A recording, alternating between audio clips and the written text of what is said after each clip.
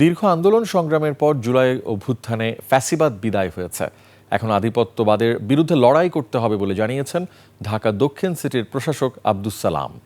জাতীয় প্রেসক্লাবে বিএনপির স্থায়ী কমিটির সদস্য মির্জা আব্বাস, নজরুল ইসলাম খান, ব্যারিস্টার রফিকুল ইসলাম মিয়া এবং বৈষম্য বিরোধী আন্দোলনে আহতদের সুস্থতা কামনায় জাতীয়তাবাদী কর্মজীবী দলের দোয়া মাহফিলে তিনি বলেন, এমন কোনো কাজ কর্মসূচি দিবেন না যাতে গণতন্ত্র হুমকির মুখে পড়ে। বলেন, প্রতিশোধের পথ বেছে নেননি তারেক রহমান, তাই তাকে অনুসরণ করেই দেশকে এগিয়ে নিতে হবে।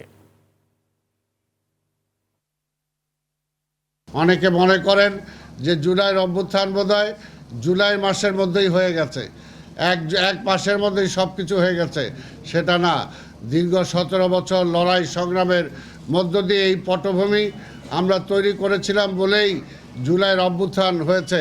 আমরা যারা বিএনপি ছিলাম, আমাদের বিরুদ্ধে সবার বিরুদ্ধে হত্যা মামলা সহ অসংখ্য মামলা ছিল, কাজেই আমরাই সবচেয়ে বেশি ক্ষতিগ্রস্ত ছিলাম।